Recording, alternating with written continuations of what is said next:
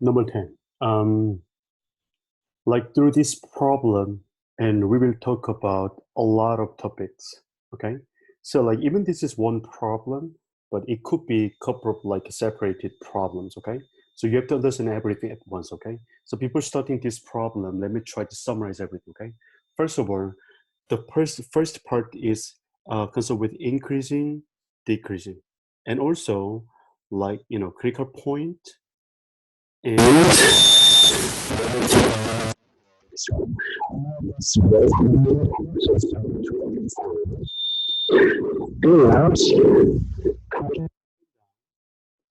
and inflection point.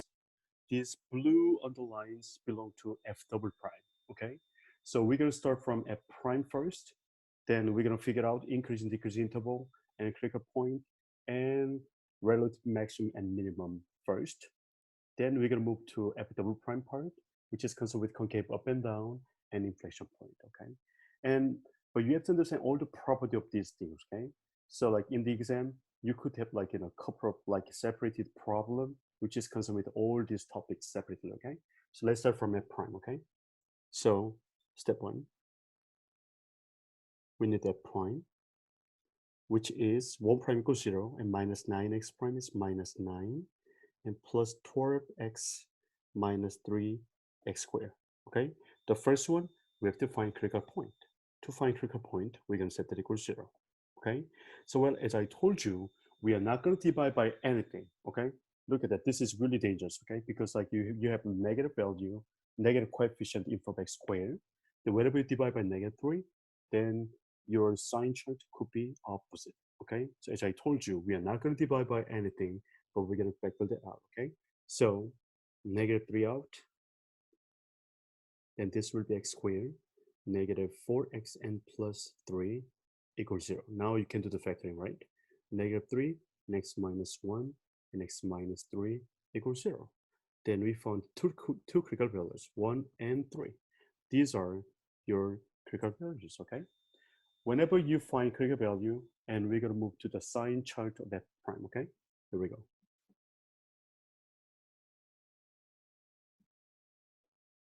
Okay, like for my sign chart, and it is really lazy, okay? Just like number line, and just like cut with critical values.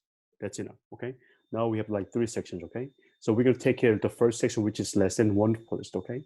And we're gonna plug in any number in less than 1, for example, 0, okay? Plug in 0 into the like fully factored one. Since we didn't divide by anything, the sign of that one is like, really like, acceptable, okay? So plug in 0, then -3 itself is negative, and 0 minus 1 is negative, and 0 minus 3 is negative. So we have like 3 odd number negatives, okay? Which means your f prime will be negative. That means your f is decreasing, then your graph will be, looks like this, okay? And what about between 1 to 3? And we can try to plug in 2, like it doesn't matter, okay? But like, for easier calculation, we're gonna plug in 2, okay? When you plug in 2, -3 is still negative, and 2 minus 1 is positive, and 2 minus 3 is negative. So we have like 2 negative and 1 positive, which means like we have like even number of negative, it will be positive, okay?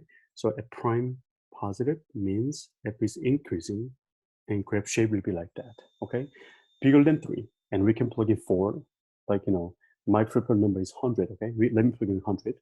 Then -3 is negative, 100 minus 1 is positive, and 100 minus 3 is also positive, okay? So we have 1 negative and 2 positive, which means like total sign is negative, okay? So f prime is negative, which means f is decreasing. That's it. Like from this sign chart, we can answer like all like 3 questions at the same time, okay? Here we go. Increasing interval is from 1 to 3, and decreasing is from minus infinity to 1 and 3 to infinity, okay? And also we can talk about the local maximum, local minimum, or relative maximum and relative minimum from the sign chart, right? And we can say local minimum at x equal to 1, right? Or you can find the exact point, okay, by plugging in into the original function, okay? And what about local maximum. At 3, the y component can be found by plugging 3 in there, okay? So now let me move to the second step, okay? There we go. Now we're gonna use f double prime. Again, like with the f double prime, we can get information about like concave up and down and inflection point, okay? And the process is same, okay? First of all, we're gonna try to find the partition number. And then with that, we're gonna do the sign chart for f double prime. And that sign chart will give you the information about concave up and down, okay? And with the sign chart, we can get where the inflection point is, okay? That's it, okay? What is f double prime? Minus 9 prime equals 0, and 12x prime is 12, and minus 6x, okay? In the same process, we're going to set that equals 0, okay? Then your x equal to 2. That is your partition number, okay? Then, with this partition number, we're going to try to make the sign chart of f double prime.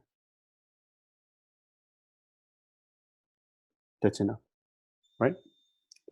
Then now, okay, what is sign in the first section, which is less than 2? Just plug in any number which is less than 2, okay? Like, for example, 0, okay? 12 minus 0 is 12, which is positive, okay? But again, we don't care about the value, but we care about the sign, okay? Then your f will be concave upward, shape will be like that, okay? That's really like, just compare with the like sign chart of f prime, okay? That makes sense, right?